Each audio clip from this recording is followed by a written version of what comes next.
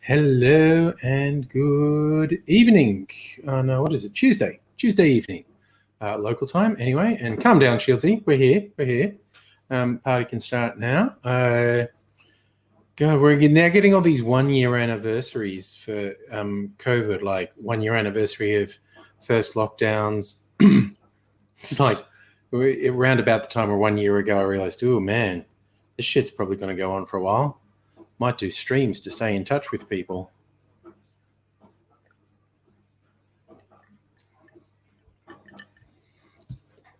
So for all its flaws, I like Facebook memories. I like it popped up and said, what you did on this day years ago. And I think the next year is going to be interesting as to the sort of things as posting on Facebook last year, various milestones, the first thing a particular thing happened or other particular thing happened.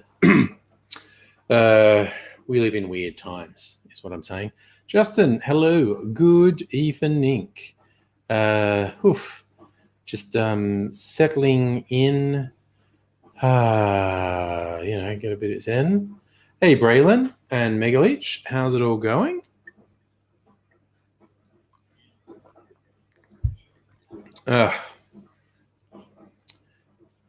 Like everything's opening up again in Australia, unlike America where people are opening things up and it's a real fucking bad idea because the pandemic is still completely out of control in America. Opening up in Australia because we have basically no virus in circulation. It actually probably is lurking, waiting to get us. And I do worry as now we do this thing with, everyone should go back to work in the office and can have big gatherings and no limits on dining and going out and dance floors and bloody. I think our hubris is going to get us because Australia is not going to have decent sort of large enough of the population covered with vaccinations for 6 months. And that's a long fucking time. And all these people acting like there is literally no reason to be concerned. I worry our hubris is going to get us.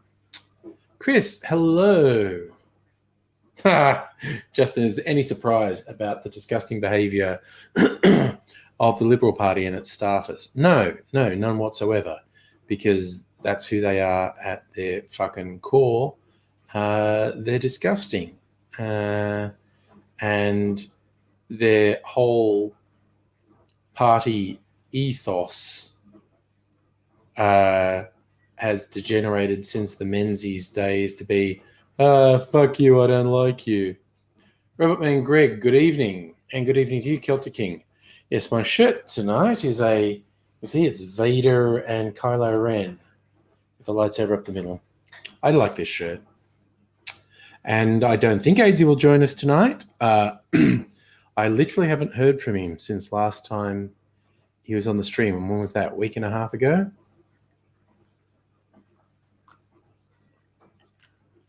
And I know things weren't going great for him and he was trying to sort some things out. And I haven't heard yet what's happening. Didn't want to stress him too much.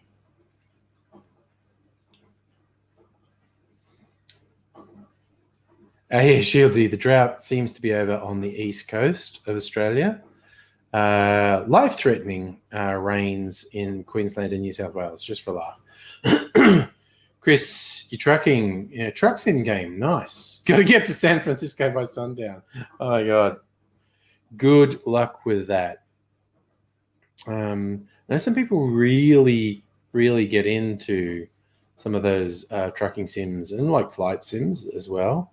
It's not a thing I've ever been into, but more power to you if you enjoy it, I say. That's that time. Why am I yawning? Not actually tired, but yawning at the start of a stream. That is not a great sign. I shall have to try and boost my energy levels by telling myself that I have lots of energy, maybe something like that.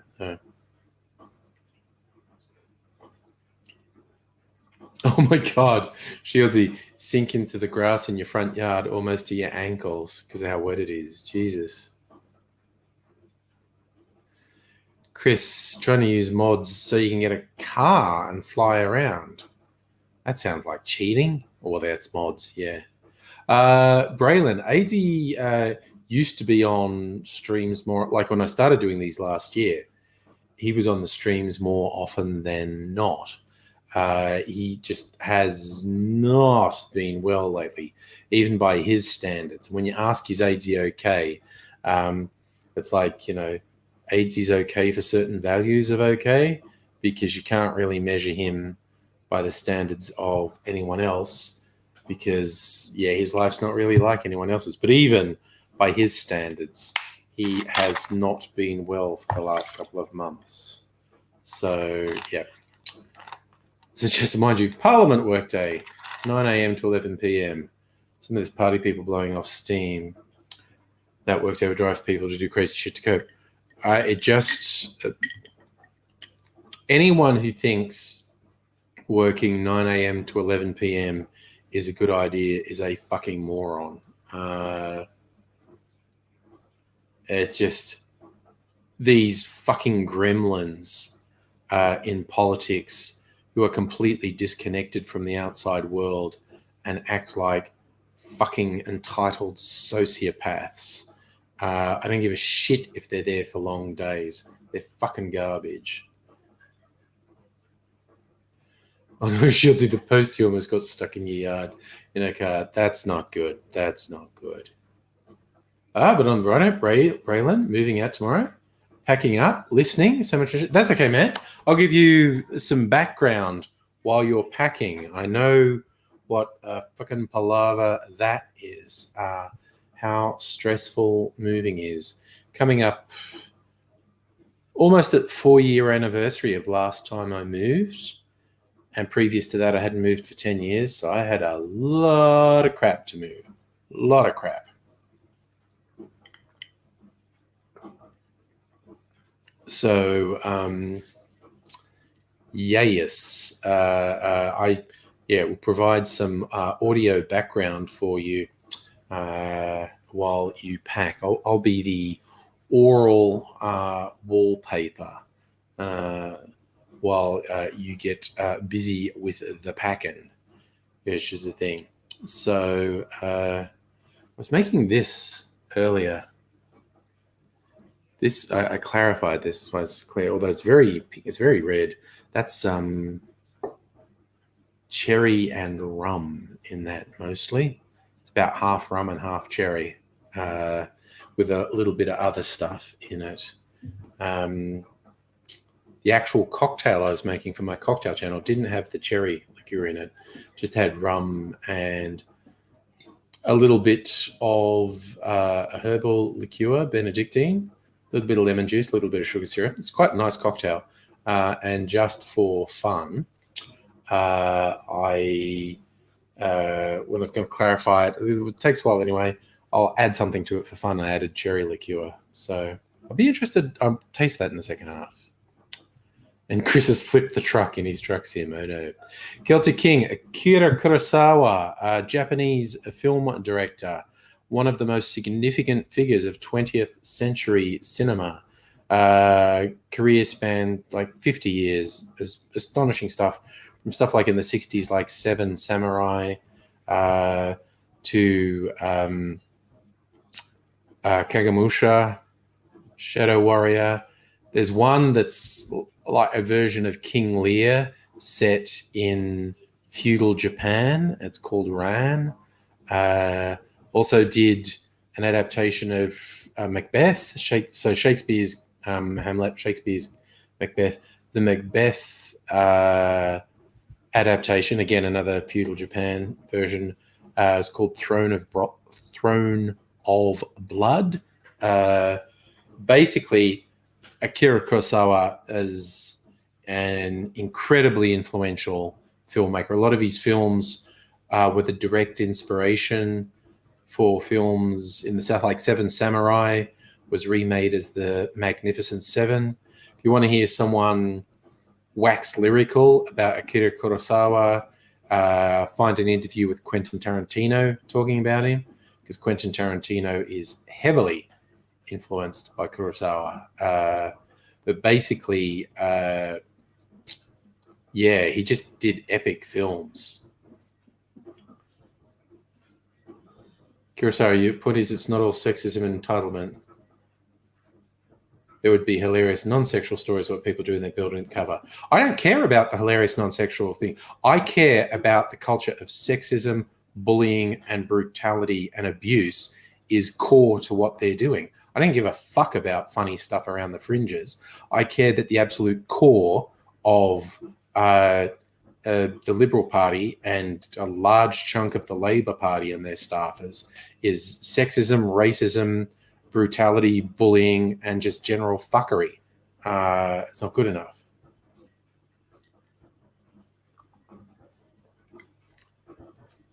The culture is sick from top to bottom. The culture is what ruined bloody Kevin Rudd as a prime minister. That 20-hour day bullshit, and the being blokiest bloke of the blokes, and it's just like turned him into an angry bullying narcissist. The culture's fucked, and it has to stop. And far too many of the politicians of all stripes are enablers. The ones who aren't actively involved in the sexism and grooming and assault and bullying and fuckery, and way too many of them are actively involved in that. But then again, far too many of the ones who aren't actively involved in it are enablers of it. Turn a blind eye, say, oh, it's just how it is. Boys will be boys. It's like there was this amazing bit of video I saw earlier. Labor politician Christina Keneally, has got all the media in her face. And someone said, what do you think about a woman in the Liberal Party, I forgot her name, said she felt sorry for the guy at the center of this, the rapist. She felt sorry for the rapist. And when Christina Keneally sort of gets what they're saying, there's just an amazing bit where she just goes, you said what? And she goes, where are you? Let me get this clear. And it's like, because she's so stunned. She's going, I don't know the veracity of this, but what you are putting to me is, and all this shit, she's worried about this guy? What the fuck? She didn't say what the fuck. Almost did. Leaving the stream. See you, Kelty. Annette, hey, you're watching Chick Chick Chow, Ferris Bueller with the Firstborn, back in 45. Ferris Bueller, classic movie.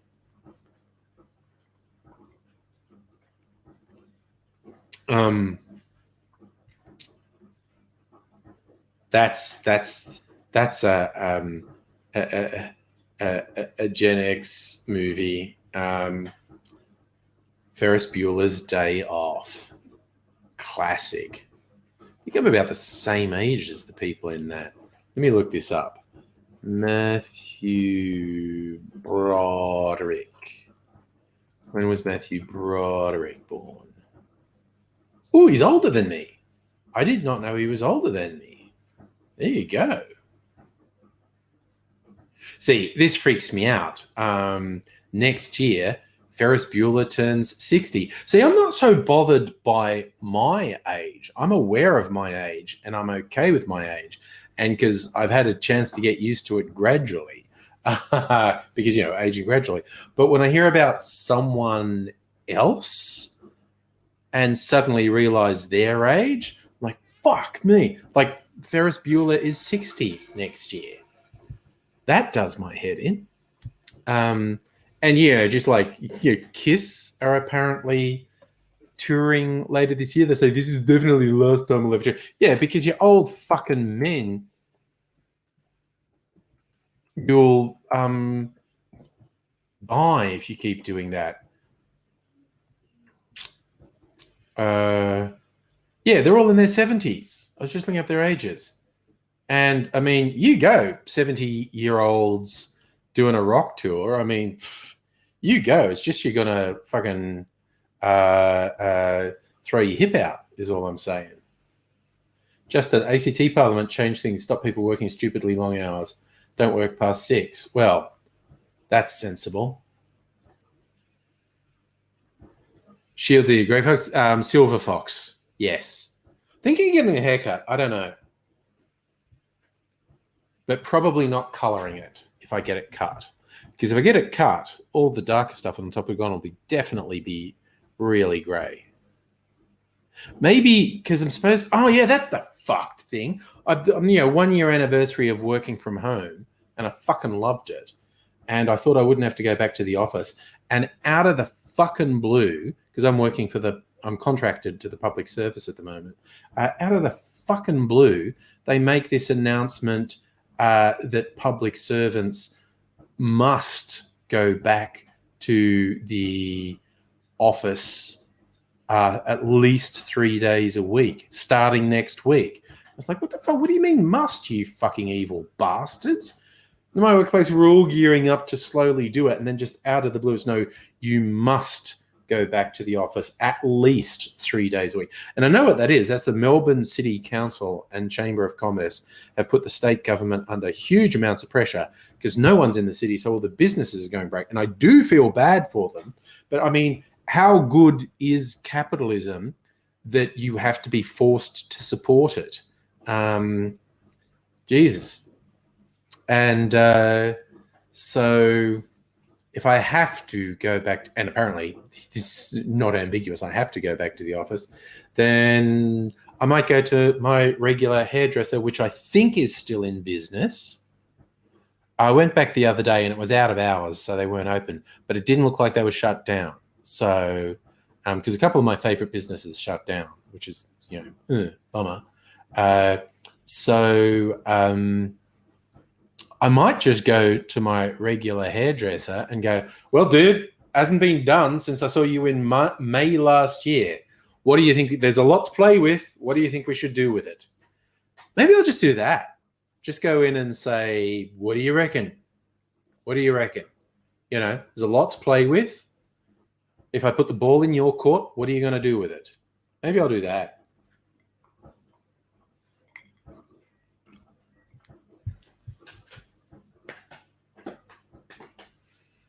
That's my biggest problem, going to work in an office. What the fuck is wrong with me? Oh, having it be slightly more convenient to earn money. Yes, Stella, fuck capitalism.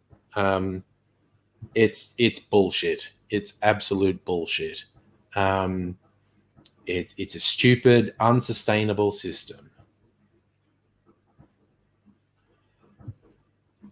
Yeah, Shieldsy, the interesting thing is it's the only the public service who are being forced to go back, because if your employer is the government can tell you what to do. They can't tell private enterprise what to do. And I think a lot of companies in the city, they will have worked out, holy fuck, office space is like such a huge expense to us, and we can clearly operate on half the office space. If you do my sort of, shitty office work, we've basically proved to be more productive working from home than from the office. So companies that are always looking to cut corners are probably going to seriously look back at cutting back on their office space. But I'm working for the public service, so I don't get a choice. Still, you're having a physical and mental health day because of capitalism. Good. Good. We all fucking need that from time to time because capitalism fucks us up. And we need to take those days and just go, ooh, step back from this shit.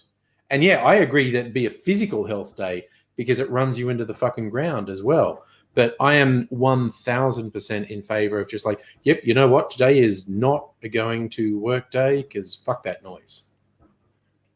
Music creator, I wonder if your work desktop PC hasn't been turned on for 12 months will still work. That's a good question. I have a laptop, not a desktop. And it's on its last legs, but anyway. Chris, what about people that can't go back for legitimate reasons? Well, it probably depends what you call a legitimate reason. I know for a fact a really large number of people that work for the department I work for don't want to go back because we'd been having these all hands online meetings, Q&A sessions, and there'd been a whole bunch of shit of it. You better not be trying to force me to go back to work. That was last week. We got one of these tomorrow. It's going to be fiery. It's going to be fiery. Actually, I've got 2 meetings tomorrow. One is like everyone in the department. That's going to be full on. And then one with not my immediate team, the broader department I work with. I just said department twice to describe 2 totally different things. One, I meant the government department I'm working in. And this one is like the IT department that I work in. So a subsection. And all anyone's going to talk about in both of those meetings is back to work. Justin, do I have a desk? I had a desk. I started at this job in December 2019, and in March 2020 went home. So I'd had a desk for 3-4 months, and 3 months actually. It was 3 months, and but a shit ton of people started during COVID, so they've never been into the office space. They've had extremely limited face-to-face contact with anyone they work with. So it's been a weird time, certainly. But so I'm gonna have to go in probably at least 2 days. Wait, it's Easter, isn't it? So I don't go to work on Friday. Don't go to work on Monday. So I'm going to declare Monday one of the 3 days I was at work, but it was a holiday, so I wasn't there. And then theoretically I'm meant to go 2 other days.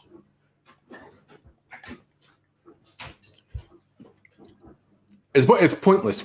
It doesn't improve the work at all. We are literally just there to try and help businesses in the CBD, which is how fucking weird is that? We are not going back to this office because we work better in this office. We are going back to help other businesses. That's fucking surreal. That is really weird.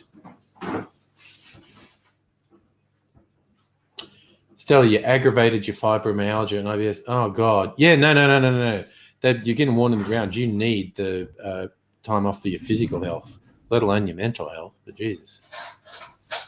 Shieldsy, I can take a tram to work or a train, or a tram, then a train. It's a slightly long walk to the train station. Yeah, hardly fatal, but actually, how far is it?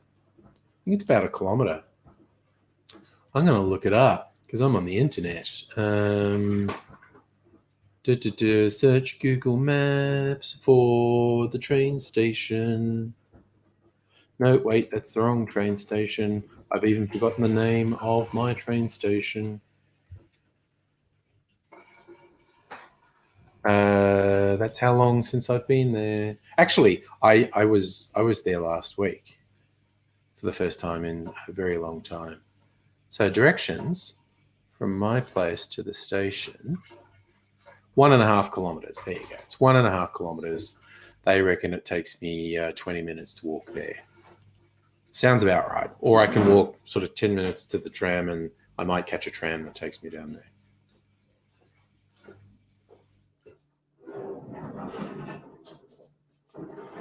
Music later, you've had 2 underling assistant changes since you last in the office. Don't know who you work with at the moment. Oh dear.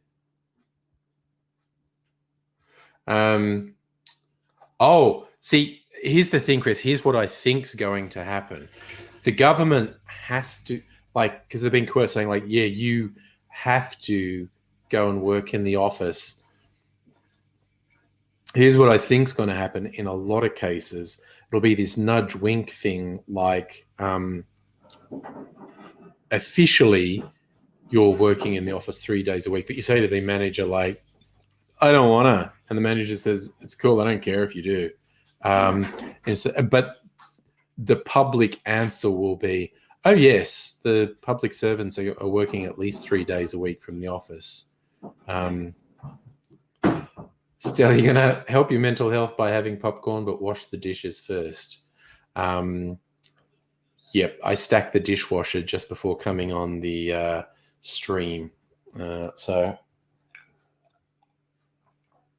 Shields, you want to swap out a PC motherboard this week?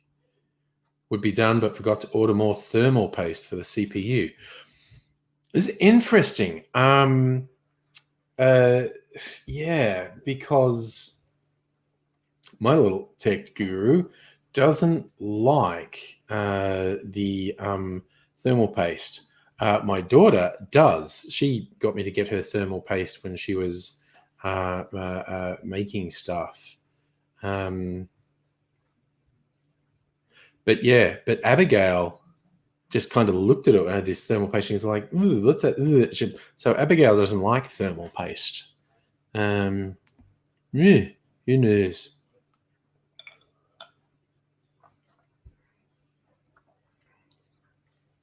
But yes, so it's almost like with this forcing public servants to go back to work 3 days a week. It's like, that's your conditions of employment.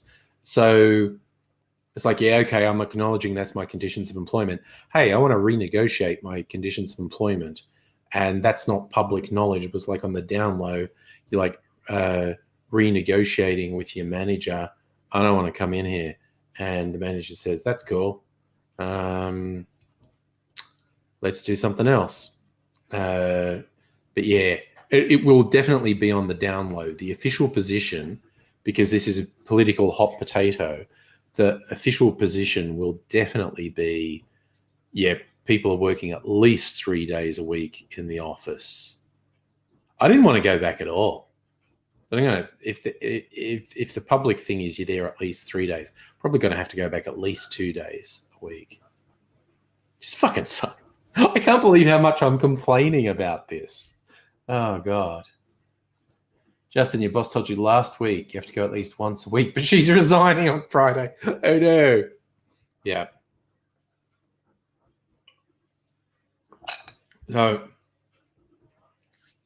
What's interesting, like my team's been having these morning meetings just to stay in touch, and we do it every morning, anywhere from half an hour to an hour and a half of just chin wagging, basically. What are you working on? What's happening? What have you got problems with? Blah-de, blah-de, blah-de, blah-de, blah.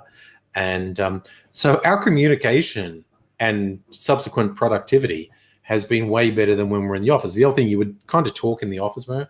And in terms of knowing what's going on and keeping shit happening, I don't think we're going to want to give that up. But we can't take, one small team can't occupy a meeting room every morning. People get the shits with us. So probably like going to go have a cafe meeting or something.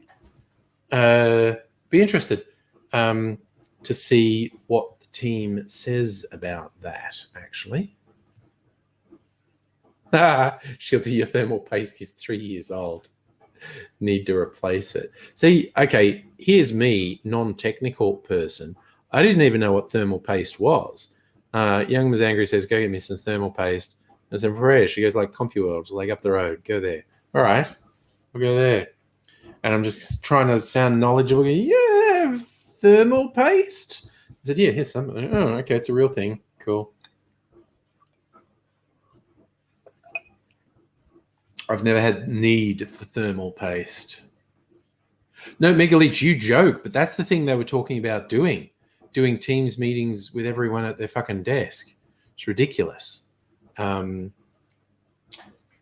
we're going to have to work this shit out.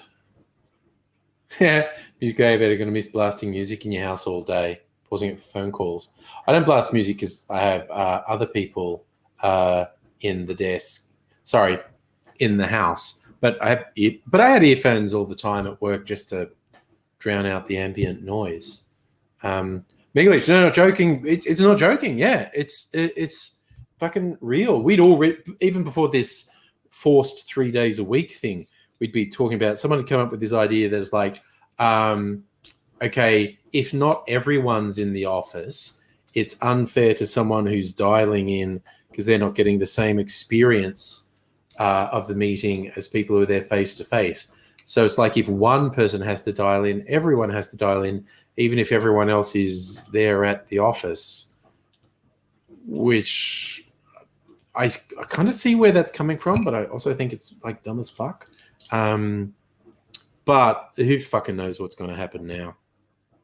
Ooh, I feel like talking about popcorn for this meeting tomorrow morning, which is an all hands meeting. I don't want a big thing of popcorn to just watch the fight, because you can post questions or make comments anonymously in the chat while the boss is talking. That's going to get intense, I think. Previous weeks, we had people basically saying they were going to refuse to go back to work. It's like, dude, you're fucking employed by someone. When they employ you, as unfair as capitalism is, they get to tell you what to do. It doesn't really work you saying, I'm not doing that. So, rude awakening for some people, I think. And so there was a lot of that. There was also some anti-vaxxers popping up, like, oh, I hope you're not going to force me to get vaccinated. I have civil rights. It's going, oh, cool, anti-vaxxers. Fucking cunts. I dislike anti-vaxxers ever so much. So, Shields, you don't get cheap stuff, but don't buy expensive stuff when it comes to thermal paste. Get a brand name. I think it was a reasonable name. I don't know. It was just, it was from a proper store. So it was like, thermal paste, please. Listen, thermal paste. Thank you. And just like, and Young Ms. Angry didn't complain. So I assume it was decent thermal paste. Miss Abigail. So I hope she's okay. But yeah, I want to, because I'm sure Abigail doesn't like thermal paste, and I want to find out why. I mean, because I have no position on it, because I don't know what it fucking is. Just know that I got told to buy some. All right, I'm gonna get ready to have this drink. It's got, you see this? It's got the curds in the filter. When you do the milk clarification, it separates into curds and whey. The whey gets added to the drink, but the curds are separated out, and the curds do the filtering. And I keep all the curds, and Mrs. Angry makes desserts out of it. Pudding, bread and butter pudding, and rice pudding. And I've amassed quite a bit of it. Just going to get a spoon. We're going to add this other little bit of curd to the curd box. Tupperware box with a lot of curds in it. See, it's different colors from different colored drinks I made. If I make a green or blue drink, you always get these great green or blue curd. Often it's, the shades are somewhere between yellow and brown. So use dark spirits. Sorry, yellow or orangey brown. So just going to add the curds. They're milk curds impregnated with alcohol.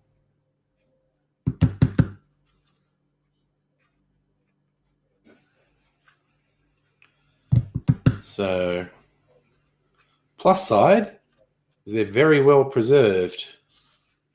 Because the alcohol, because milk products don't last that long unless you add a lot of alcohol to them, and the alcohol acts as a preservative.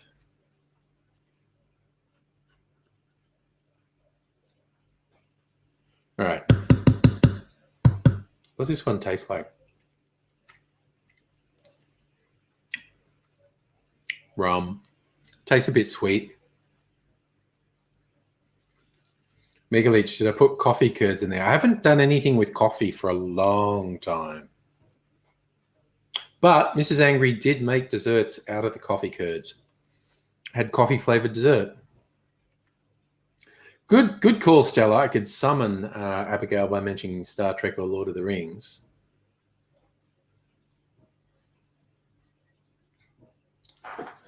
Shizzy, I'm not a huge fan of Extinction Rebellion as an organization, but I am an active supporter of protests generally, and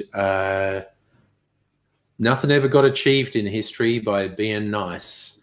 Protests are meant to sort of force those in power into action. Asking nicely doesn't work. Sorry, I'm just going to check this out and wash my hands.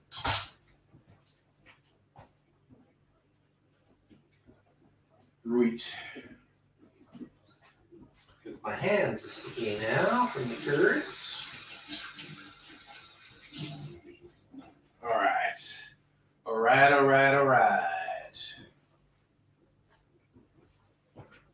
As Matthew McConaughey is. Oh, I've got to put this back in the fridge. All right, we've got to put my curds back in the fridge. This. Vegetables. Okay.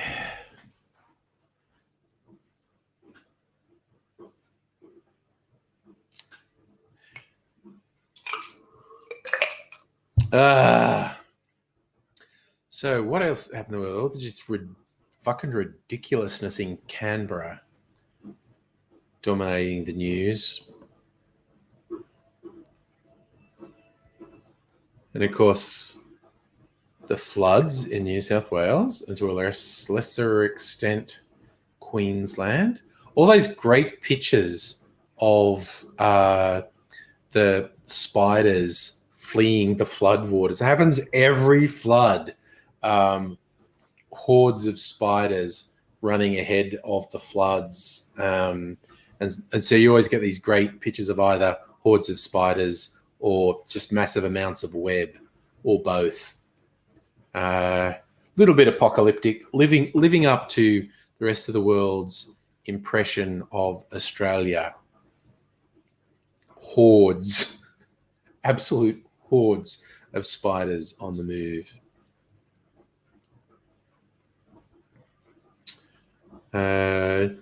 Anything good?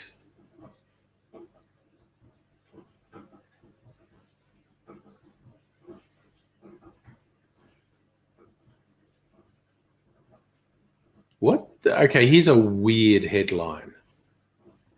50 people hit by furniture treated in hospital per week, says the ACCC. All right, falling television, quad bikes and button batteries.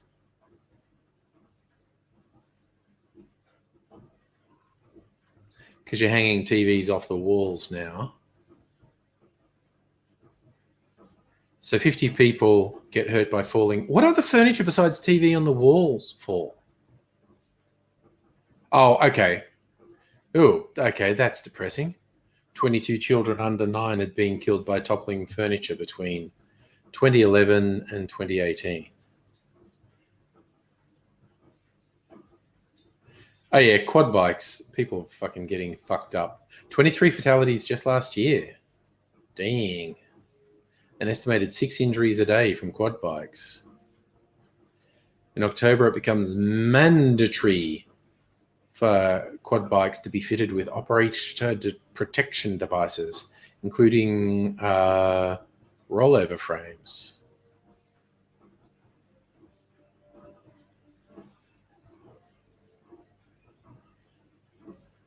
Oh, yes, good old button batteries. Kids eating button batteries. Very easy to do and very dangerous.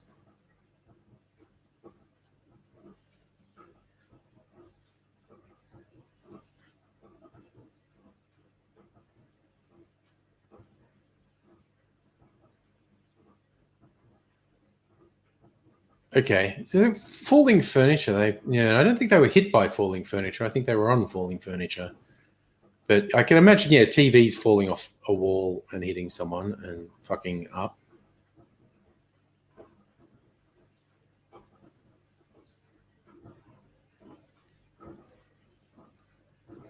So, America's getting back into mass shootings. The world's returning to normal. Like 2 mass shootings in the last week in America. Thank you, Stella, for pausing the dishwashing to say fuck Scotty for marketing. Yeah.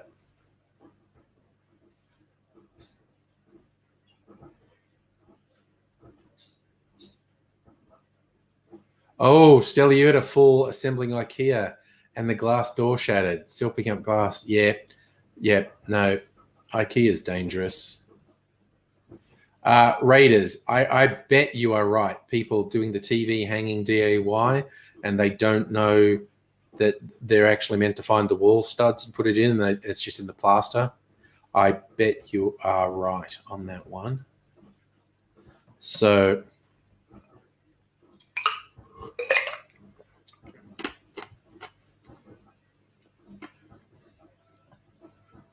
that was just a weird headline, though.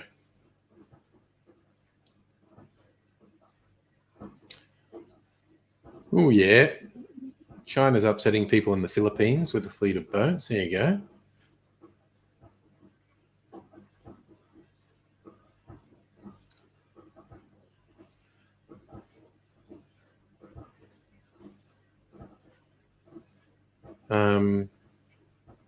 That's right. The fucking comedy festival's coming up in Melbourne. Got cancelled last year. And it's obviously going to be on a smaller scale this year. There won't be any international acts because it won't be worth it for them. Although I could be wrong because I haven't looked. Hey, let's look it up now. What's on at the Melbourne International Comedy Festival?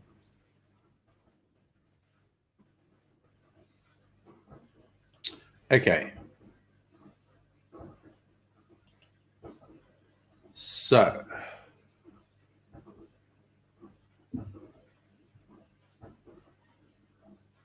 who's advertising? Ross Noble. I don't think he counts as a foreigner.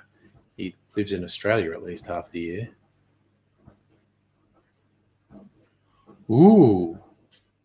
Watch from home, specially crafted for 2021 COVID times. Digital program features all-star lineup, speaks behind the curtain, classic clips, and more. Ooh, there we go. Oh God, funny ton. Trying to see 100 shows. Officially launched.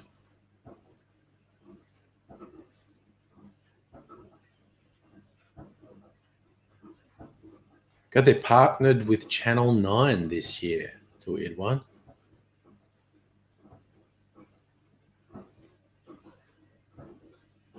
Yeah, I don't see any big names.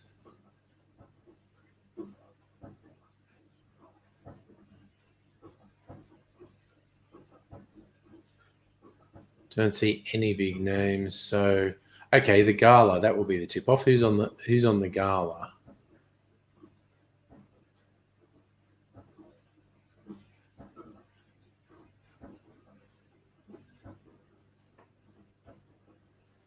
No, it's not saying. So, okay. I used to go to independent shows anyway, not the big name shows. So, hey, Safa, good evening. You filled up a rubbish skip in the rain, and yet your mum's famous stir fry. Nice. I had a meal replacement, which is a chocolate dessert. I feel so weird having a dessert for dinner. You like whiz it up and put it in the fridge and it solidifies. So it's kind of like a mousse. And that's the whole meal, this dessert, which is fucking weird, honestly. All right. I'm going to try this drink. I got to get another glass because I'm fucking sophisticated. On the rocks, as the saying goes. Should I do a great big one? Great big rock, that is. Do my double rocks glass. And yeah, I'm going to do that. Not going to use my clear ice. Actually, how much clear ice do I have? My double rocks glass. How much clear ice do I have? 2 normal bits and 1 big bit. Ooh, I might do this. I haven't used this. This is my latest ice cube tray. See how this goes. Little ice balls. A tray that does a whole bunch of ice balls. Do I need to temper it before I can... Oh, that's coming open. I got balls, baby. Ice balls. Okay, that's a shitty one. Okay, this is the first time I used it. I'm going to have to practice with this, I think. That one's got big... Ah! Bloody hell. Flat bit.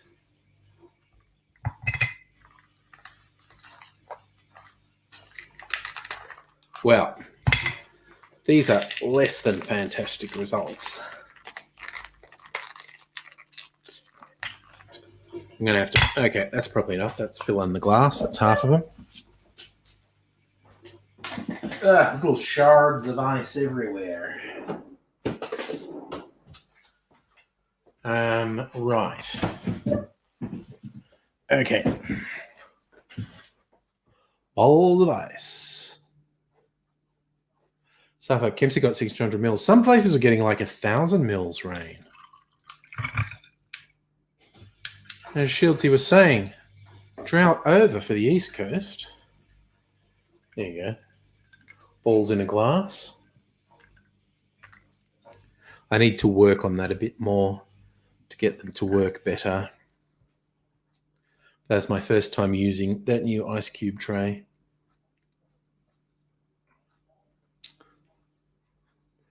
Annette, you're back. Does that mean Ferris Bueller has finished? Stuffed.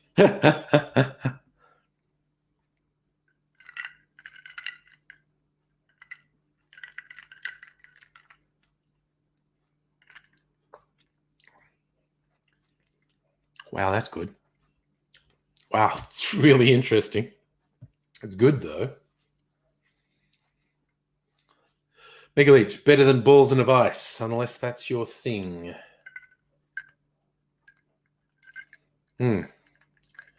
Definitely tell it's rum.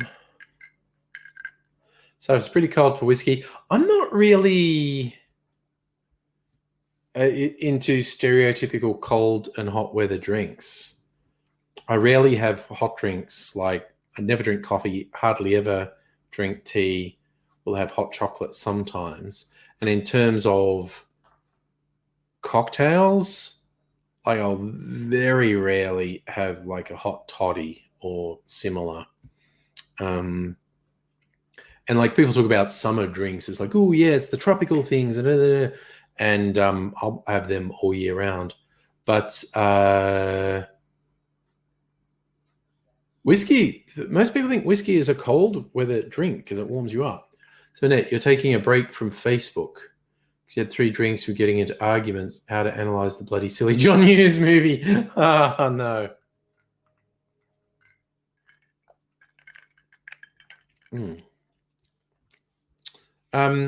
Yeah, of all those silly John Hughes movies, Ferris Bueller's a good one. Breakfast Club pisses me off because the makeover they do to the only interesting character in the movie to make her appealing to the fucking jock. That's some sick, fucked up shit. They make the goth girl look like Molly Ringwald just to appeal to the jock. That's fucked. And 16 Candles is possibly the fucking dodgiest. Actually, it's a toss-up between 16 Candles and Pretty in Pink.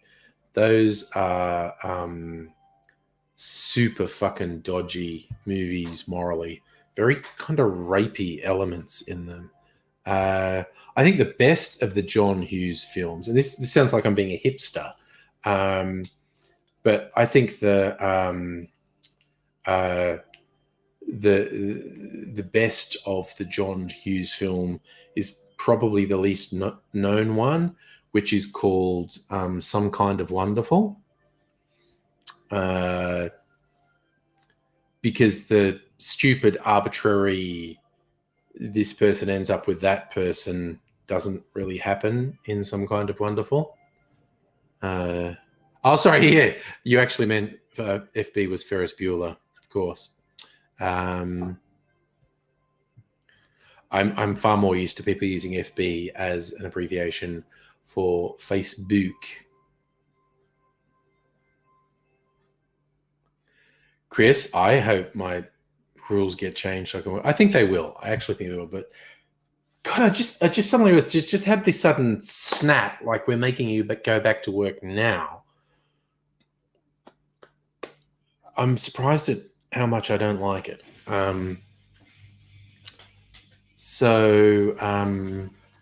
Yeah, we'll have these meetings tomorrow, work out some minutiae, and I guess probably going into the office for at least 2 days next week. We'll have to see.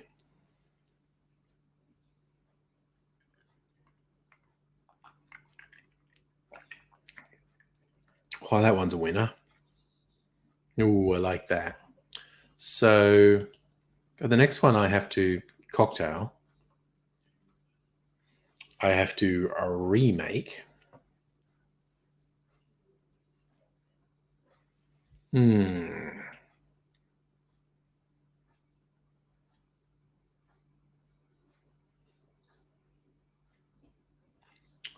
Let me see. It was a Pulp Fiction for Quentin Tarantino's birthday. I have to do a good thumbnail for that.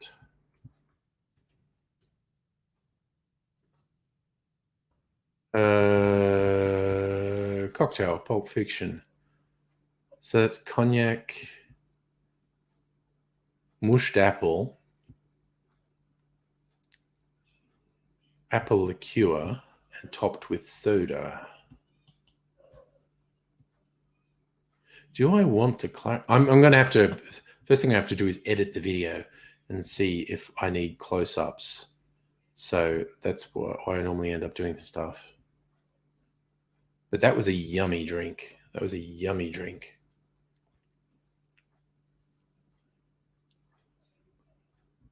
Wow, Raiders. Yeah, that is Heath Franklin doing Chopper is certainly flogging a dead horse, but he must get crowds. Chris, unemployment runs out slowly. Finding a working from home editing job. Yeah, it's much more crucial for you to find working from home opportunities. Oh, Safra, I don't want to talk to people. I don't want to talk to people in person, man. What is that about?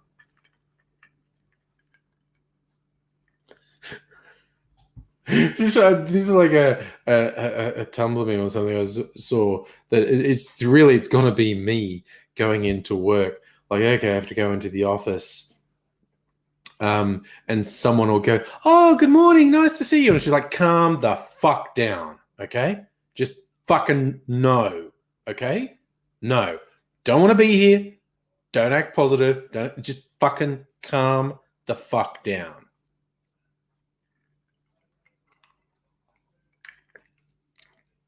Oh yeah, Chris, because our government is fucking up the vaccine rollout, but also it's not that urgent here. But we're not going to have decent vaccine coverage for 6 months, and I really worry our hubris is going to get us in this. Hey, yeah, we got it under control. No COVID. Ooh, and people start going, "Oh, it's just a cold I have now. I don't have to get tested." And 99 times out of 100, they'll be right. But then the one time they won't be. It's not a cold. It is COVID. They give it to other people, and it spreads and spreads, and then we suddenly... Oh, Safa. This is not whiskey, by the way. This is a clarified cocktail. It's a sort of light red color because it's mostly rum and cherry liqueur, and it's fucking great, actually. It's really tasty. Raiders, that's kind of old school too. Alan Bro and Adam Hills. They're both very funny. What I often do, might do this next date night with Mrs. Angry, in fact. Might even do it like on the days when I don't do the streams at the moment, Monday and Wednesday. I'm usually watching TV with Mrs. Angry. Might even go in for a comedy festival show on those days. Yes, but that's Adam Hills's TV show, The Last Leg. Pun about the fact that his foot's amputated.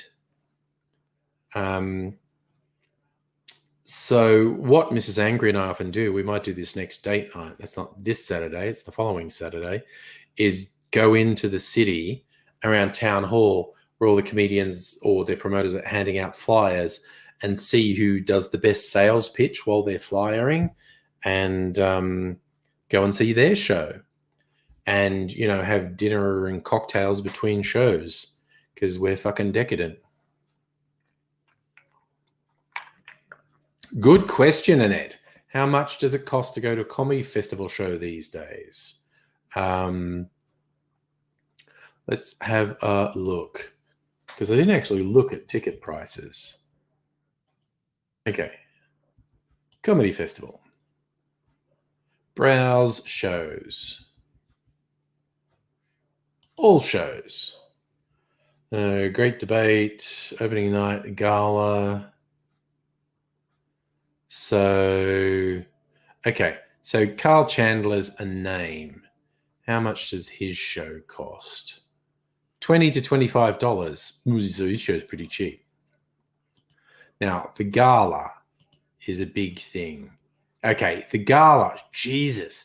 Tickets for the gala, depending where you're seated, go for $60 to $190. Jesus. Aaron Chen, who I've never heard of, $20 to $30.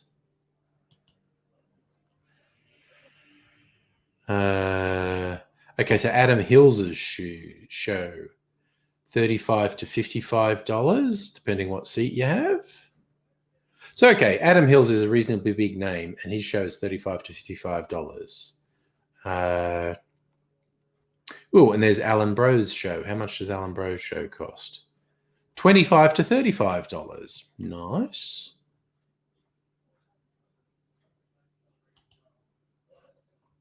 Someone I've never heard of. 20. Okay, so your average show of people who aren't famous is $20 to $25. Mid-level names are $30 to $50. So if you see Hilsey in real life, Hilsey was at AIDS's benefit years ago. That was a good lineup in his benefit, actually. So those are the basic costs. A name show is $30 to $60, and someone you haven't heard of is $20 to $25. Oh, Alex Williamson, the YouTube guy, $25 to $35. Slightly modest on his prices there. There you go. So that's your benchmark. Basically, if you haven't heard of them, a common ticket price is $20, $25. And if you have heard of them, common ticket price is $30 to $50. So there you go. Safa. In USA, former redhead porn star became a comedian. I imagine lots of adult workers have done comedy. They have some funny stories, if nothing else. So at least once or twice during the festival, Mrs. Angry and I will probably go into the city. And we literally, the thing we like to do is rock up to town hall, people handing out flyers, see who does the best pitch for a show, and then go and see their show. And sometimes that works really well. Sometimes not as well, but, you know, swings around. Perhaps also in your city, then, you know, we can go to fun venues, get dinner, have a cocktail between shows, and whatnot. And because a lot of shows are at pubs. So it's very easy to get a drink and meal between shows. Like sometimes we go like, okay, we're going, okay, this venue has shows running all night. So we're just going to be at this venue tonight. And we just look at, okay, what's on at 6, what's on at 7, what's on at 8, and pick, oh, we'll go see that show, then have dinner, then see that show, then have a drink, then see that show. Sometimes we do that. We go, okay, this venue seems to have good shows. So tonight we will just be at this venue. Particularly, I like venues that do showcases. It's basically like the comedians, doing a 10, 15-minute spot to try and convince you to go and see their full show. I quite like those because, you can see 5 or 6 acts in, an hour, and then you've got an idea of, would I go and see their show?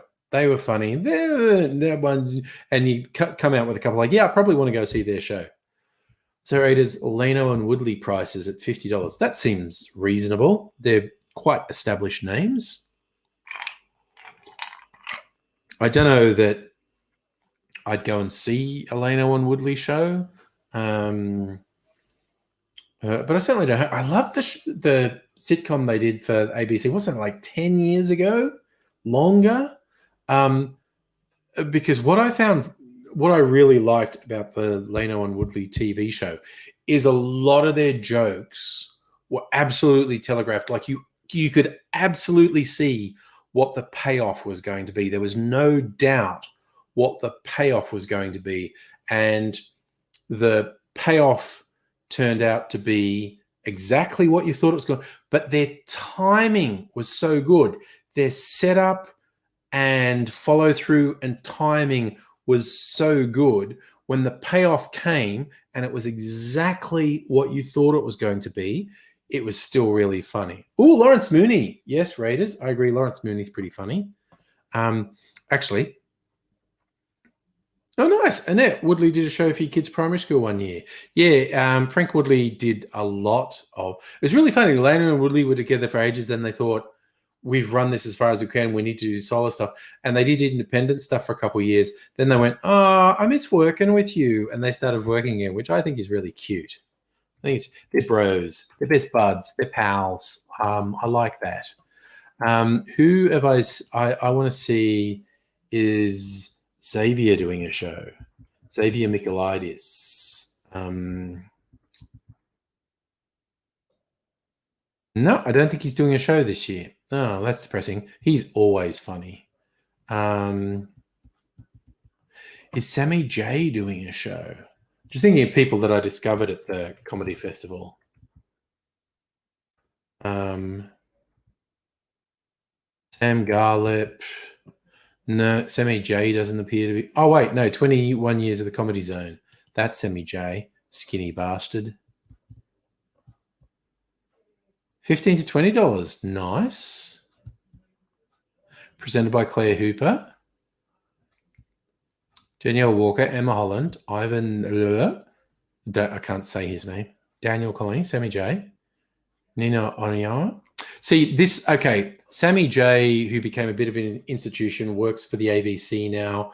That thing I said that Mrs. Angry and I do, of going to Town Hall and see you flyers, that we were there. It was Sammy J's first year at the Comedy Festival. He was quite young.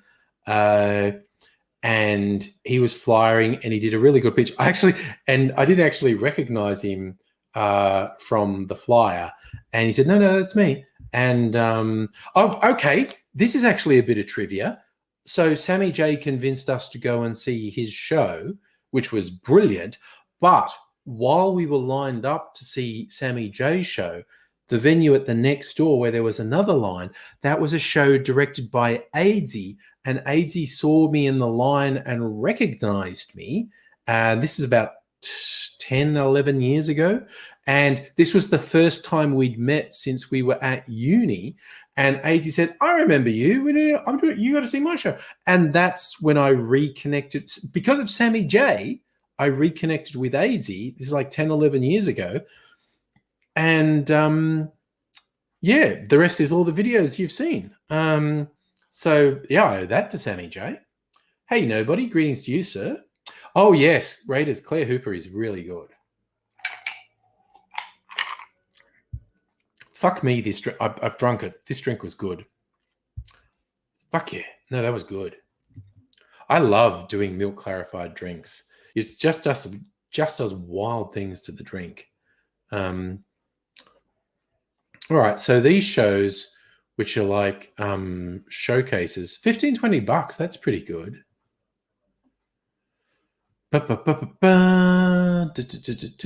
What's the venue for this special one-off event? I don't know where the fuck that is. That's a one-off, one night. No, it's not. It's on demand. It's not one-off. It's running for a whole month. What the fuck? Anyway. I'm probably going to go see some comedy festival shows. So there you go. Justin, doesn't beat how you made a friend with someone I know by running into them on Grindr. Nice. Raiders Paul McDermott's doing 4 shows. He's pretty talented. I don't know how funny comedy show with him these days is going to be, but he's definitely talented. Safa, Sammy J's prices would have gone up a lot, but he doesn't seem to be doing any shows in the comedy festival. But yeah, sorry, he was only about 20. He's so skinny. If you see him now, you might think he looks skinny. When he was 20, he was fucking skinny. Because that was like I said, that's like 11 years ago, 10, 11 years ago. And he was so fucking skinny.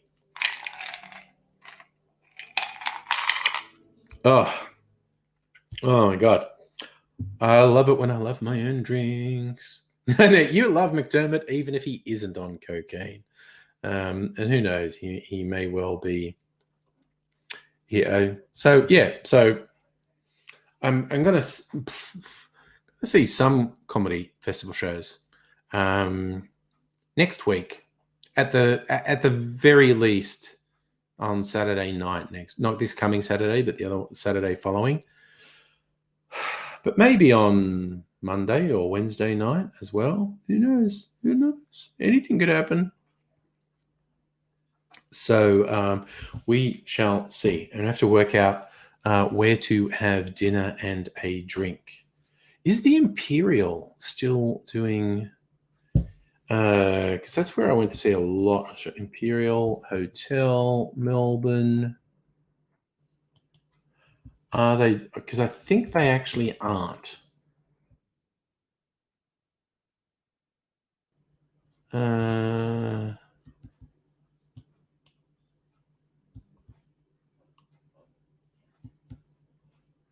have to look into it. If I have to go to work next week, I'll fucking look into what venues are doing shows.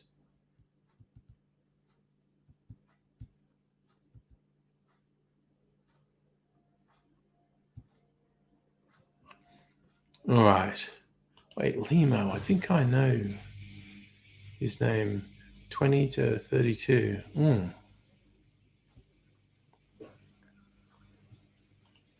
Okay. Safa, I will give reviews of any comedy shows I go to see. So still, you're making popcorn with homemade ghee and truffle salt. Fuck yeah. If you're going to participate in capitalism, be bougie as fuck. I am on board with that. Ray, did you like Tommy Little? Tommy Little, he's okay. In all honesty, I will probably go see shows by comedians I've never heard of. We will see. Yeah, I think it's going to be a weird comedy festival because no international acts. I don't see any international acts on there. Because, of course, you come in from internationally, you have to be in fucking quarantine for 2 weeks. So it's super fucking expensive and a huge fucking drag. So if you thought I was drinking whiskey and thought it looked expensive,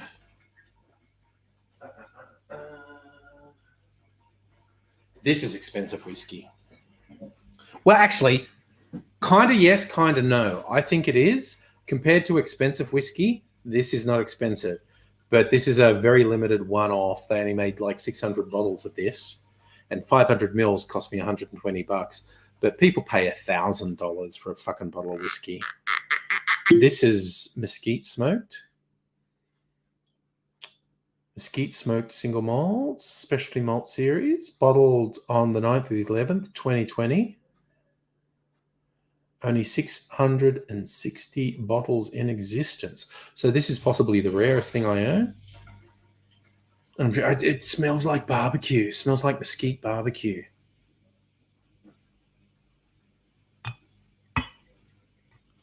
Raiders, I think you might be right that Adam Hills is largely UK based, but I think he's in Australia at least something. But yeah, he would have to go through quarantine to come back. Just got to have a sippy sip of this. Does it taste smoked?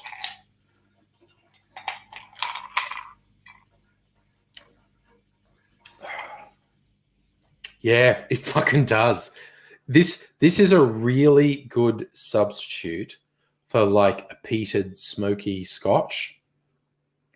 There's a bit of sharpness, and I'm still tasting smoke in my mouth now after having like one sip of it. But it's really like a barbecue smoke. If you ever found people that do like the American style barbecue, that's what this tastes like. Now I'm just going to have sips of things, is what I've decided. Sip of that. I have to slow down though, because I'll get fucking arsehole if I do too much. This one. Plantation pineapple rum. Splashy splash. Just a little splashy splash of my pineapple rum. There you go, buddy. You stay there. Oh. Stella, the most you've paid is $300 for a bottle of whiskey. Was worth it, but wouldn't go much over that. You could probably talk me into paying $300 for a whiskey, actually. Yes, Raiders. I agree with you, man. I think it's a really good opportunity, this comedy festival. Young up-and-comers with no competition from international acts. Could be a good opportunity. This is my pineapple rum.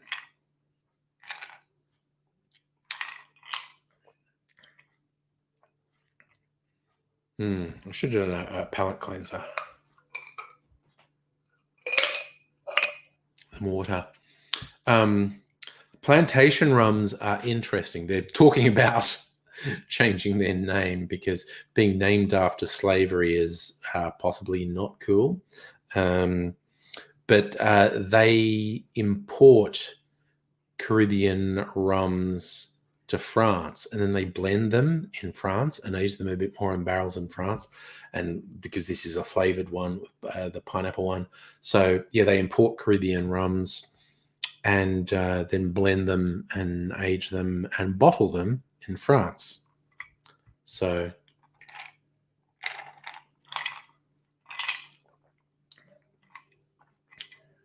oh yeah. Oh shit, you spent too much on a Lark single malt by the glass on a spirited tester. Oh my god, Lark is so expensive. I bought Lark have a liqueur that they do every now and then called Slanche. It's like a honey single malt liqueur, and it's back on the market. And I bought a bottle of it. It's a little bit expensive, but there's like only 350 mils in the bottle, and it cost me like $60. So, but I tasted it, and it's real fucking good. It is good. Safa, you reckon comedians go stir crazy locked in for 2 weeks? I'm not sure what you mean about locked in. And hello, Scrim on Twitch. FYC Scrim. Hello.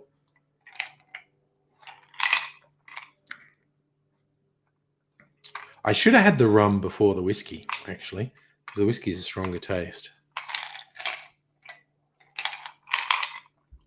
Now I should ease off on the alcohol.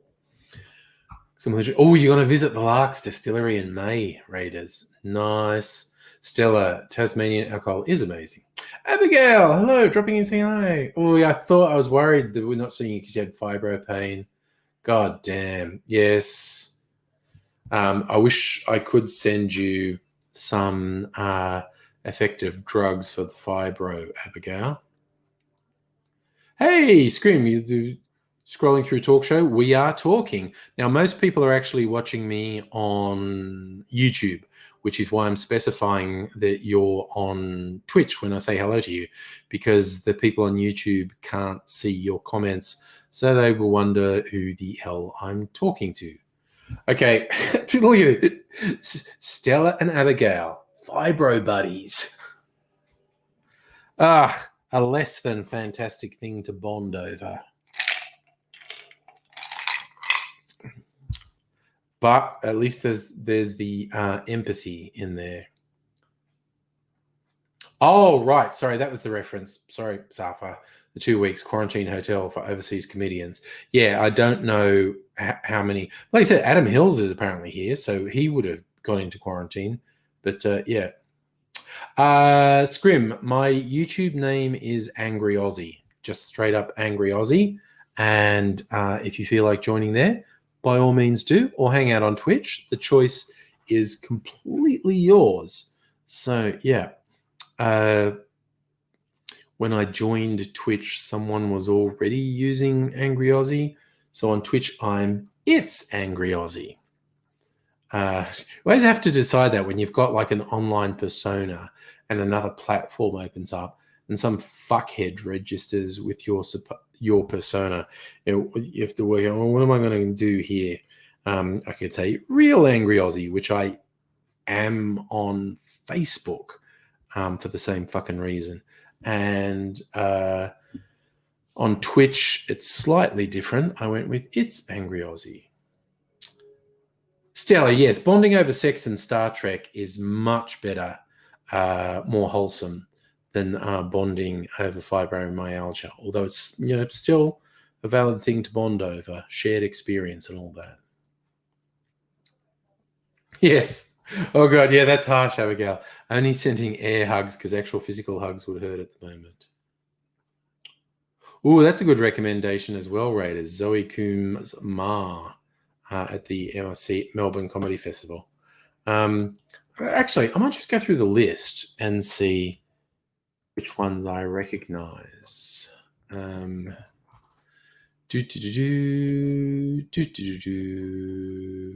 All shows. Okay. Oh, wow. Akmel. Jesus. He's my fucking age. Speaking of old school, $32 to $42 for Akmal.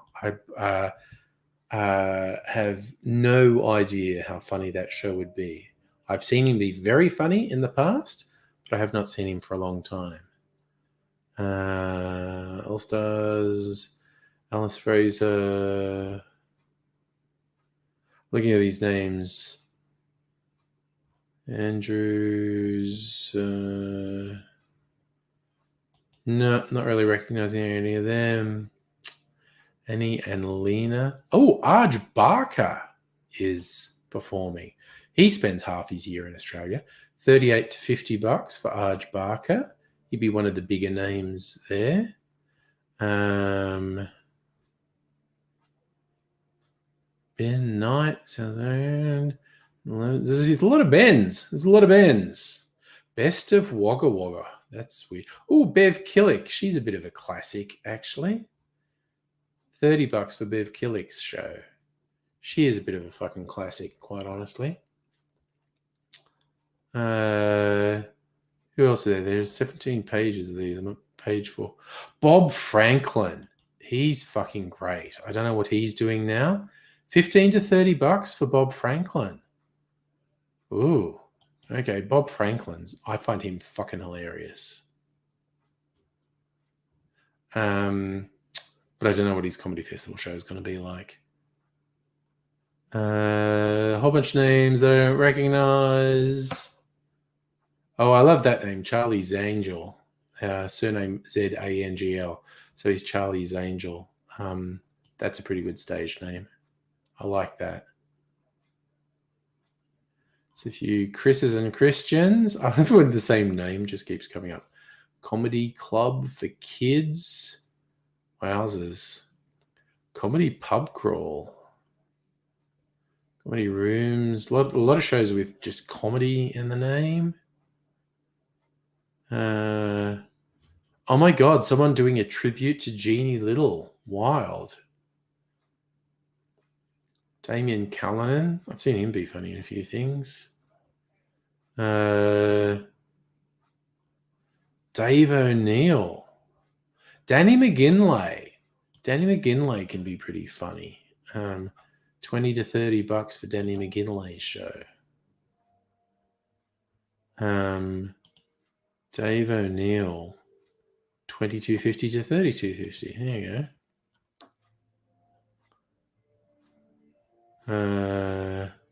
Deadly Funny Competition. Diana Nguyen. She's pretty funny. $20 to $30 for Diana Nguyen. Show called Chasing Keanu Reeves. God, why can I not speak? Chasing Keanu Reeves.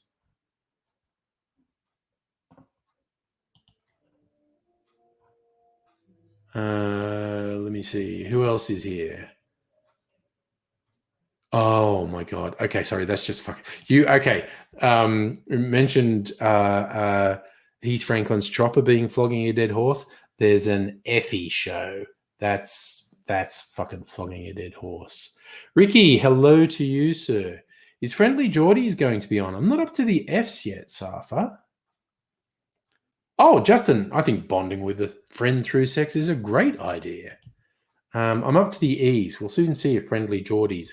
Emma Rusicano, she's okay. Oh my God, Faulty Towers, the dining experience. Shit. Sorry, no, I have to see how much are tickets for Effie. $42 to fucking $106. Jesus fucking Christ.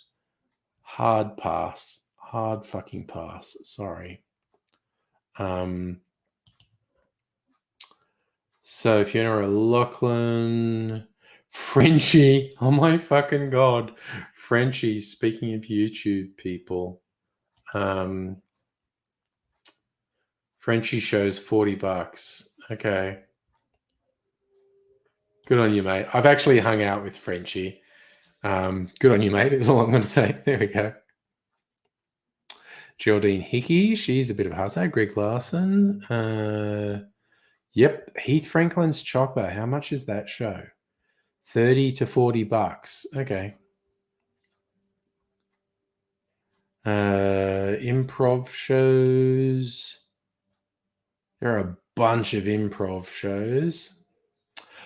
Sorry, I'm laughing now. Isaac Butterfield's doing a show for $40. Okay. I'll just move on. That giggles my only comment.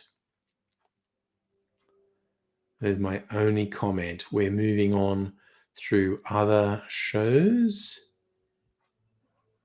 Joel Creasy, I bet his show's expensive because he's a bit of a name. $50 for a Joel Creasy show.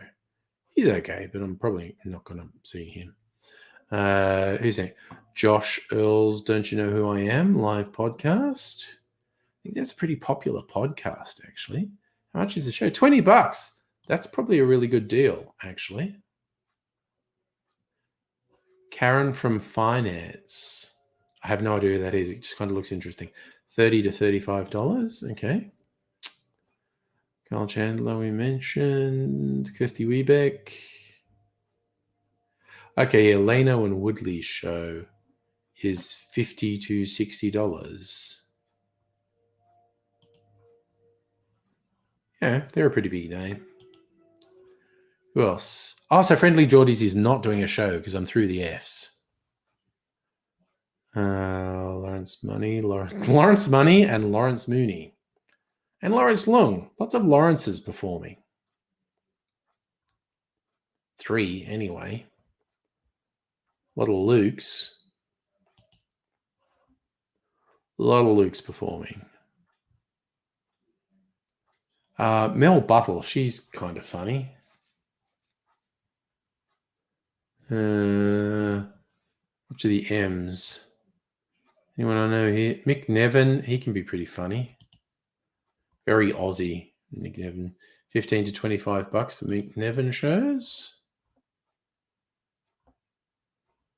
The Moosehead Benefits. Mr. Snotbottom. The Nasty Show. Oh shit, and That's What I Reckon has a show. What does he do in a comedy festival? $33 for That's What I Reckon in the Comics Lounge. There you go. The YouTube star. Whole bunch of people I don't know. Oh, yeah, there you go. Paul McDermott is doing 4 shows, $40 a ticket.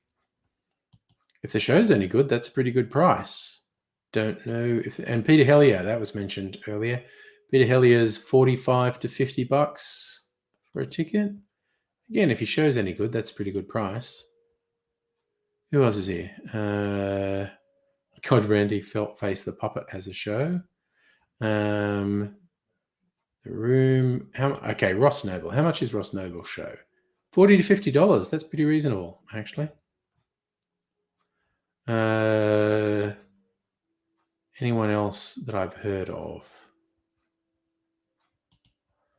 We're getting in the S's. Silent Comedy Festival. Simon Palomares. Oh my God. Speaking of fucking looking at a dead horse. Walks out of work guy. Sri Lankan Fire Team. Wow. Okay. Sri Lankan comedians, apparently. Yeah, I'm almost through.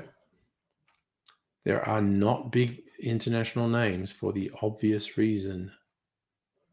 Ooh, there's a walking tour of Melbourne. I like that idea, I have to admit.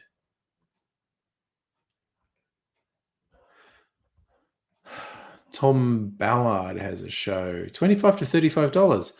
That seems a pretty good price for someone with a public profile. I don't know if the show... We mentioned Tommy Little earlier. His show is $27 to $40.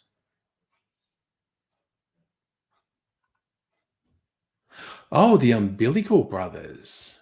They're well known. $35 to $50. That seems reasonable. I don't know if the don't know if the show's funny, but for their name, $40 for Tripod seems like a reasonable deal. Last page. Will Anderson is doing a show. Again, I'm not a huge fan of Will Anderson, but he's quite well known. Will Eagle, his show is $35 to $55, which seems kind of reasonable. Oh, there you go. It's a roundup. Yes, Raiders, I reckon that's a summary for Frenchie. Frenchie appeals to a very specific demographic, definitely. Ricky, you joined us on YouTube. Hello, thank you.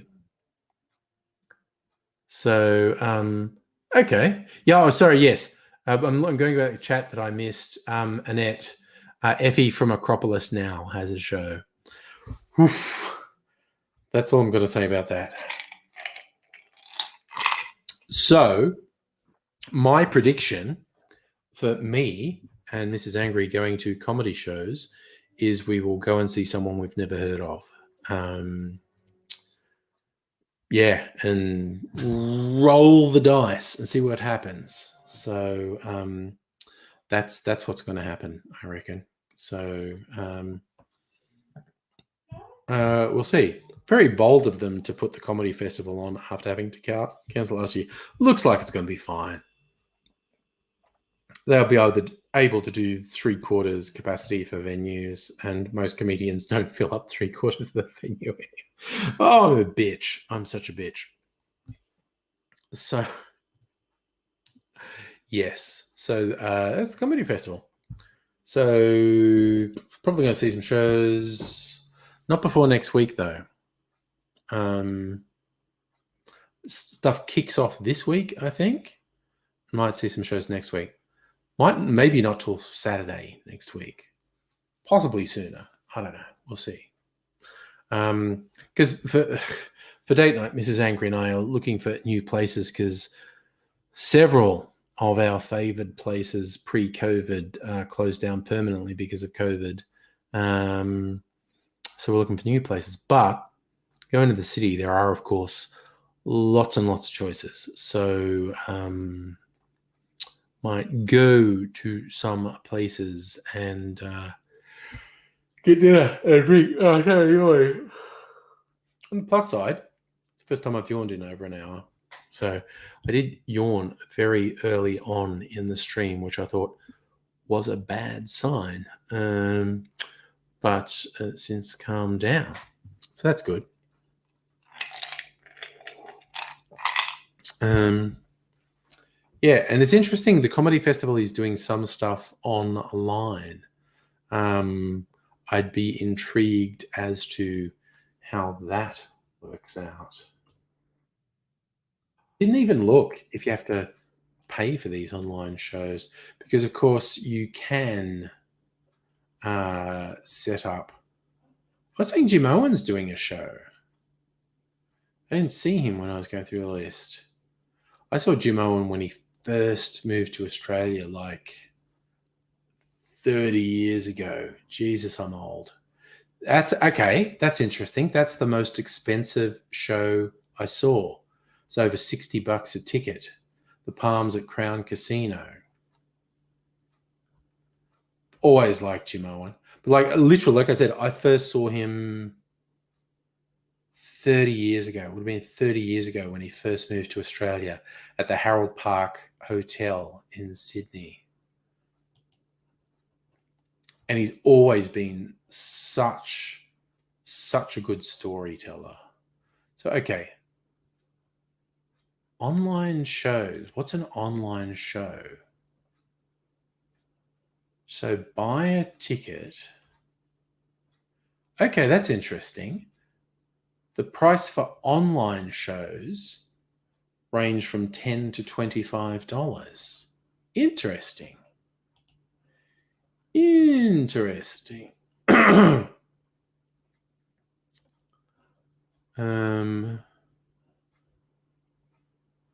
Or actually, that one's $15 to $36. From UK comedian Mark Watson. 21 years of Comedy Zone, $15 to $20. So the online shows seem to range from $15 or from $10 to $35. There you go. Safi, you're not even 30. I agree with Stella. Hush. Annette, I don't think I've seen anything new from Jim Owen for quite a while. I have to admit, he had a short-lived TV series with Bob Franklin that I thought was hilarious.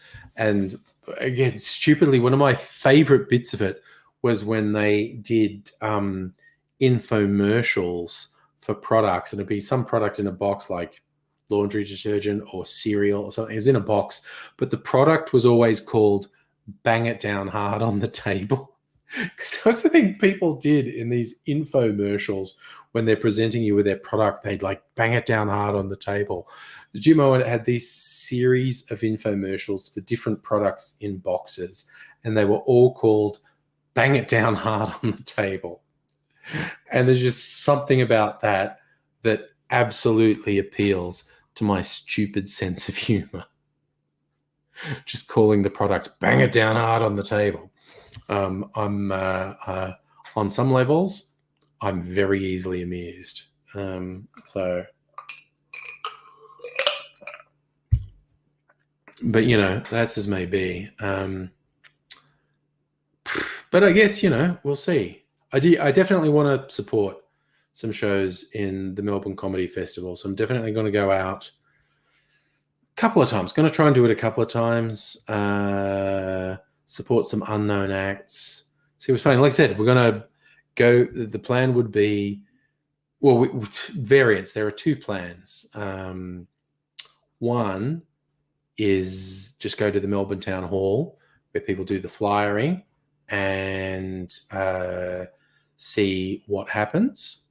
so you can just go to show. Second is if we find a venue that's having shows all night, we might just go to that venue and choose which shows to see over the course of the night. So we'll see what happens. And Raiders, it is very hard for new comedians to get exposure. The last year has been a fucking shit show. But yeah, I mean, there was a period where Rove was giving comedians a go.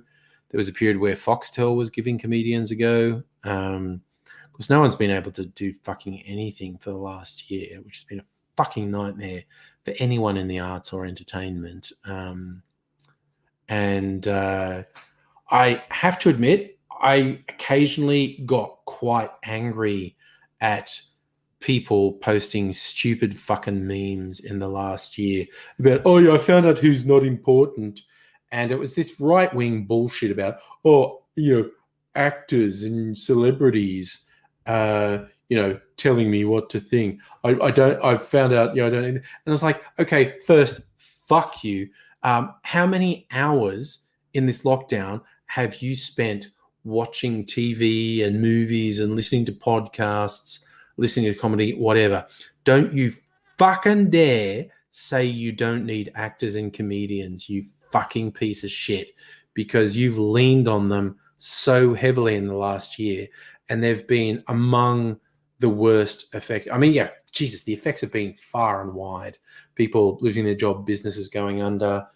Like I just casually mentioned, some of my favorite venues didn't survive COVID. But just the people who work in food service and hospitality, how fucked the last year has been for them. The people who worked in retail. These are not easy jobs. These are jobs these people work fucking hard at, and they've had a really shit year. And you got to feel for them, is what I'm saying. I'm so fucking spoiled, also, is what I'm saying. What's the time? 9:37. Do I want to sip anything else before I go to bed? That's true, Raiders. Vizard was actually promoting content from Vizard was a bit of a weirdie, but he gave Eric Banner a foot up, no doubt. Safa, the Libs they found it so hard to actually help people. It's against their fucking ethos to help people. But it's also just economically. If you don't help people, the economy fucking collapses. It's just, geez, this fucking pandemic has highlighted every single fucking failing of capitalism, and the people in control are not going to learn any of those fucking lessons. Choking on Ashes, hello. You've come in to catch me in a mini rant, which I guess is what I'm known for. But it does bug the shit out of me that the pandemic has highlighted all of the problems with late-stage capitalism. And it's also made the solutions abundantly clear. And the people in fucking control are not going to learn any of those lessons. Like, people need secure work with sick pay. This fucking gig economy and the casualization of the workforce is not just evil, cruel, and toxic to humans, but it's unsustainable on a societal level. We saw that again and again and again. If you don't protect people, the economy collapses. And it's just, these fuckers are not going to learn this lesson, and they're going to, as soon as possible, return it to business as usual, which means when the next crisis comes along, it'll hit us just as fucking hard, because these pieces of shit who have control of the system had laid open to them exactly what they needed to do, and they will not fucking do it. Teacher's Pet Gaming on Twitch. Hello, I am man. I'm glad you agree. Yes, Raiders, we don't forget the Libs gave millions to Jerry Harvey and Foxtel. And yes, Stella, not just the people in power, but the people running on the hamster wheel haven't woken up to how shit capitalism is. But yeah, that choking on ashes, that's nail on the head right there. What it's shown up is the way capitalism was being practiced for the last couple of decades is abso-fucking-lutely unsustainable. You can have a form of capitalism that is more sustainable, but this bullshit and the inequity that's been getting worse and worse since the 80s is absolutely unsustainable. It's not just that it's cruel and evil and brutal to a huge number of people, and it is, and that's my biggest problem with it, that it's cruel and evil and brutal to billions of people, but it's also not even sustainable for the billionaires. It's not sustainable for the 1%. It's on a razor's edge the whole fucking time, and the entire system can crumble in a heartbeat. And yeah, teachers pet gaming, they act like sick pay is a privilege. No, they fucking need to provide secure employment that has benefits like sick pay as a bare fucking minimum. And it's just been made so clear and so obvious what needs to change. Nothing's going to fucking change. Nothing is going to fucking change. Yeah. He said in a very grumpy tone of voice. I think I should have another taste test before going, even though I'm actually mildly drunk. What do I taste? Ooh, liqueurs maybe, because they're lower alcohol content anyway. Then I can just be on a fucking sugar rush before going to bed. The Mando, I haven't had a sip of that for a while. It's one of my recent purchases. It's a Mandarin-based equivalent of limoncello made in South Australia. It's just called Mando, and it smells so good. Oh my God, it just smells like mandarins. It's so good. Oh. Put that back. Let's check out old enough to remember Thatcher. Oh my God. Thatcher almost fucking destroyed England. That's terrible. Yeah, Safa, there's too many unemployed people when there doesn't need to be. The whole system's fucked, essentially. Liqueur.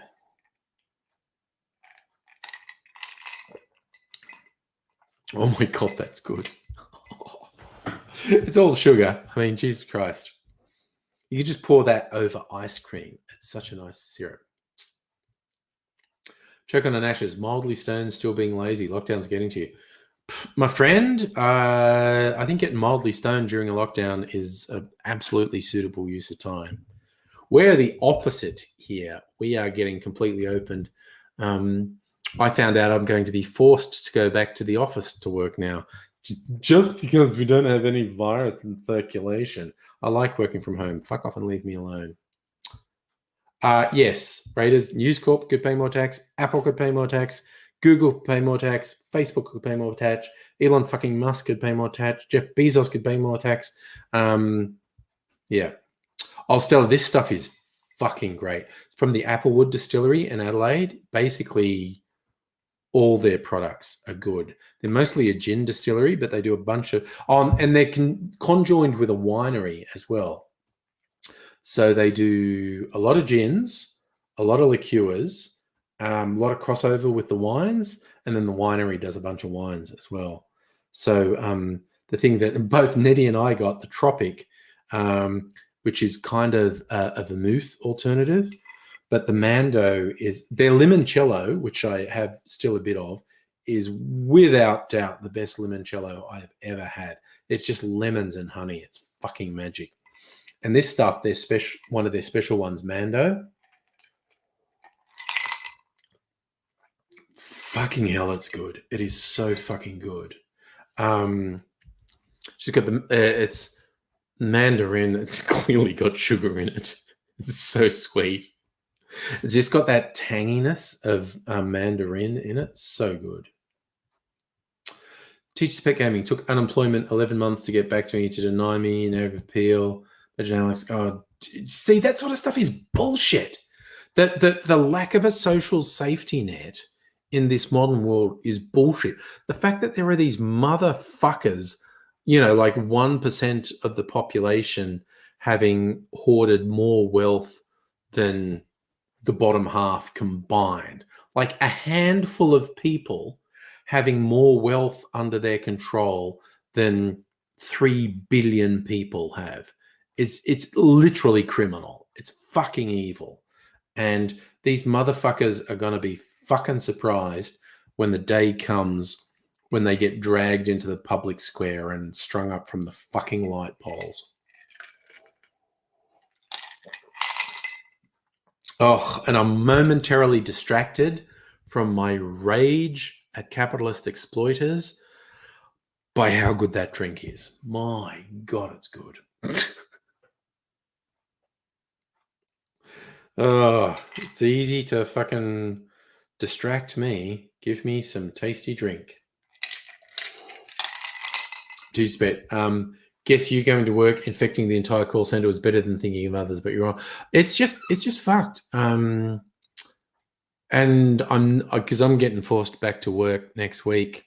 I was going, oh god, I'm gonna have to go on fucking public transport. I was fucking gonna have to get up an hour earlier for no increase in productivity. There'll be pluses. I actually like the city. You know, maybe I'll get to hang out with some people. I don't know, but on the other level, it's a fucking drag. And yeah, I'm going to be around people. I'm going to get a fucking cold. Last year was so good not getting a cold once because I was not around other people. And when I was around other people, I had a fucking mask on. So I didn't get a cold all last year. I'm going to go back in an office and all these people with little kids who are little snot monsters who share each other's germs and give them to their parents. And then I work with their parents or I'm on fucking public transport with their parents. And I fucking I'm going to get a cold again. And tell you what, as soon as I get a cold, that's it. I'm not going to work for 2 weeks. I'm going, oh, yeah, look, I will. If I get a cold, I'll get a COVID test. And it'll come back negative. And I go, it's cool, but I've got symptoms. And anywhere I go, people are going to go, so I'm staying home for 2 weeks till the symptoms go away. Teacher's pet, what'd you say? That was make too much to get food assistance, not enough to pay rent.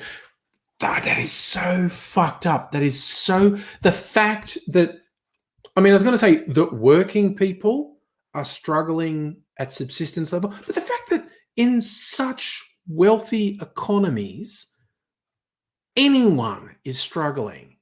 Like, as I said, the fucking 1% hoarding their billions should be fucking supporting. Oh, it makes me so fucking angry. The idea that anyone's struggling to get basics, pay rent, eat, look after their family if they have a family, look after themselves. It makes me so fucking angry. And yes, why Asian people have always worn masks. They have a very collectivist attitude.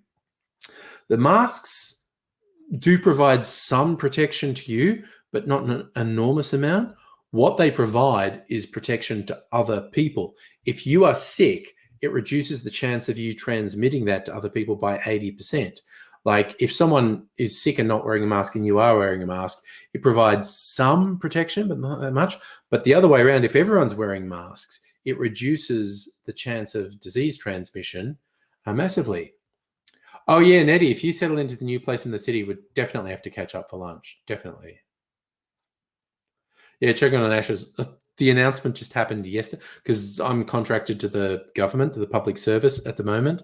And they just out of the blue made this fucking announcement yesterday that public servants must work in the city. If your office is in the city, you must be there at least 3 days a week, which is like, fuck you.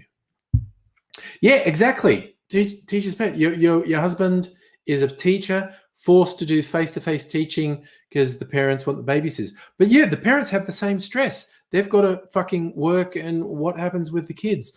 The whole system is fucked. Still, you hated Melbourne public transport as a germ vector before COVID. Yeah, you're lucky you moved back to the bush before the outbreak. I'm not looking forward to it. Not looking forward to public transport. Although, like I said, I did do it last week, and it was not great. Oh god damn it! Having to go to food banks, it's just fucked. as I said, the idea that such affluent societies can let people struggle like this is fucking criminal. It's like the fact if no one was doing well, if everyone was struggling, then okay, that'd be one thing. But when you get the people in the top tier who have increased their wealth by billions of dollars during this, it's like, you fucking pieces of shit.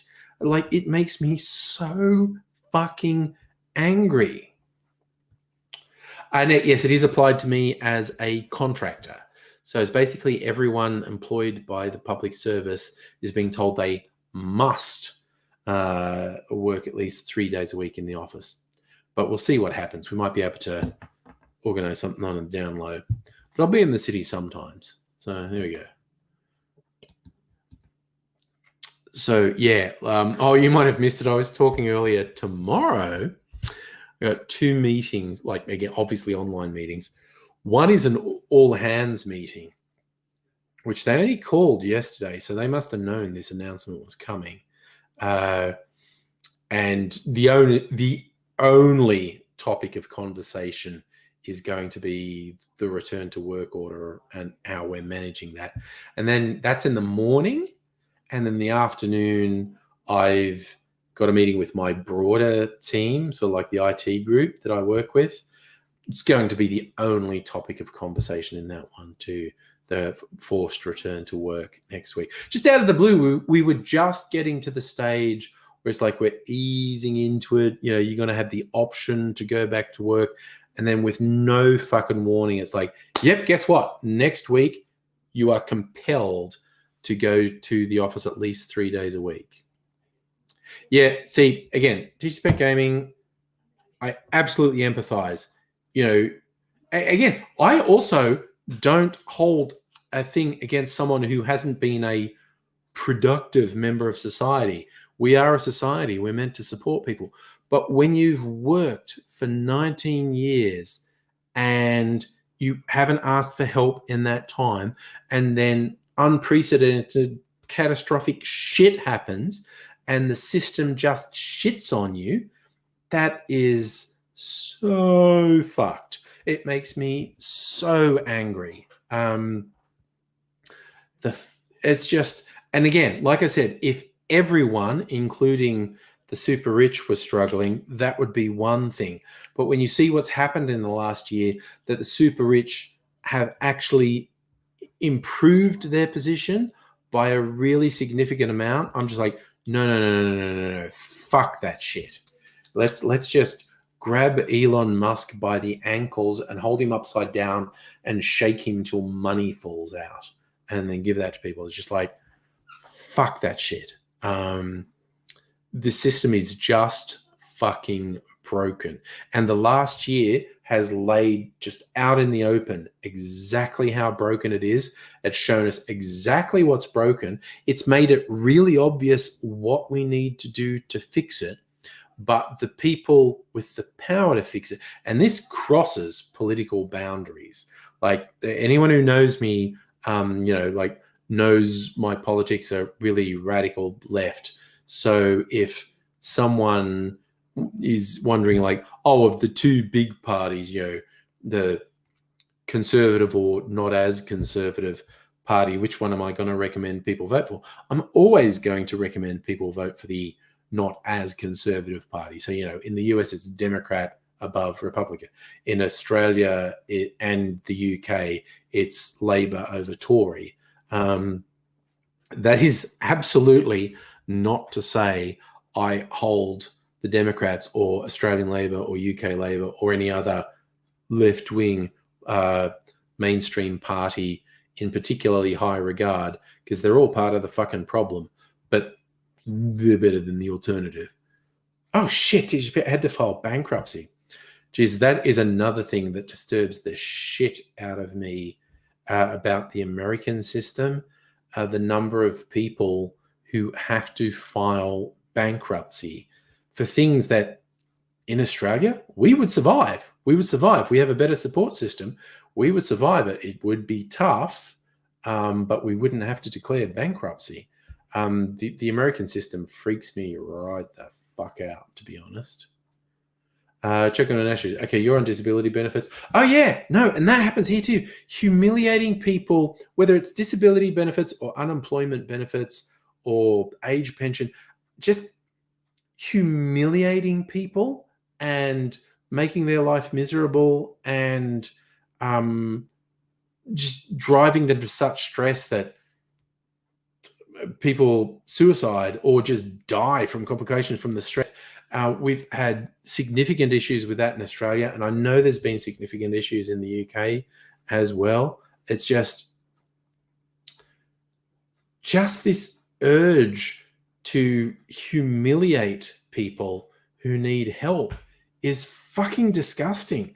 Like, the society is affluent enough and wealthy enough to support everyone. But there's just this thing where there's this urge to humiliate people who need help. And it's sick. It's sick and fucked up. And it's unnecessary. And it's not just unnecessary, it's unproductive. There's like study after study after study that shows fucking over people who need help rather than just helping them hurts the economy. It is more economically effective to help people who need help without humiliating them, without putting hurdles in their way, than all this bullshit we do. But there's this moral idea that, no, they have to stand on their own 2 feet. And it's just absolutely fucked. It is absolutely fucked. It's cruel, it's nasty, it's unnecessary, and it's counterproductive. Just from a purely capitalist perspective, it makes no sense because it costs more to fuck people over that need help than to simply help them. Like, we worry about homelessness. It's been shown repeatedly that it makes more economic sense to provide housing for homeless people than it does to punish them. And it would boost the economy further. But no, there's this moral view of, no, you can't just give people handouts. They have to work for it. And it's just, fuck you, you fucking piece of garbage. It's not, like I said, it's not just that is evil and cruel. And those are my main objectives to it. But you add to that, it's counterproductive and more damaging to the economy to fuck people over when they're in need rather than simply help them. And it's just like, nothing you're doing makes sense. It's just you have this cruel, fucked up worldview that, oh no, if things aren't going well for them, that's their fault. It's not a system that fucks people over. Everyone can make it big. Oh, if they're not making it big, that's their fault. It's like, fuck you. I'm still stuck in a fucked up, stressful job because Centrelink is... Yes, fuck Centrelink. Fuck Centrelink so much. The robo did every fucking evil, fucked up, cruel thing that Centrelink does with the job placement agencies. And it's just no. I can't stress how much it does my head in that we're in this system that's not just cruel and evil, it's also counterproductive and unnecessarily expensive. It's just like, it's like, it's not even up for debate. It is cheaper and better for a capitalist economy to help people that need help than it is to fuck people over that need help. But there's this really sick mentality that says we should fuck over people who need help because the only reason they need help, or they're lazy, or they're not trying hard enough. And it's just like, get absolutely fucked. It's just the fucking worst. We are stuck in this fucking hellscape. And every time in history All recorded history has shown us whenever inequality has gotten as bad as it is now, it's led to a violent, bloody revolution, which is not a good idea. Is not what I make jokes about guillotines and stringing people up and whatnot. It's not good. It's not a good idea. But we have history that shows us every single time inequality has gotten this bad, if the people at the top don't address the fact that they've fucked too many people over and alleviate the pain somewhat, it leads to violent, bloody revolution, which is not fucking good. So anyway, I'm leaving the evening on that little rant. I thank you one and all for joining me. I'm going to bed now. Like I said, got a couple fun meetings tomorrow where people are going to be well and truly fucking ticked off at this being forced back to work next week. So I will be very interested to see what happens. Look after you, one. What did you just, Chris? You're done with your trucking. Fucked up the highway. The delivery is late and destroyed, and now you're eating noodles. God damn. Oof. Yep. So good evening, one and all, or good morning, depending what part of the world you are in. Take care of yourselves. Hope to see you again soon. I won't be on tomorrow night, but I do plan to be on Thursday night. I'm going to be watching something on TV. We'll see. Just potted review last night when I was at stream. I watched Falcon and the Winter Soldier, which I liked, but Mrs. Angry has no interest in watching more than the first episode. And we watched a movie on Netflix called Moxie, Amy Poehler's directorial debut, I think. Moxie on Netflix is worth watching. It's a teen sort of coming of age, finding yourself movie, and it's very hard to do anything different with those. This one it's cute. It's quite funny and cute, and I really quite enjoyed it. So I do act that is actually a recommendation from me, the movie Moxie on Netflix. With that, I bid you all farewell. Take care, one and all.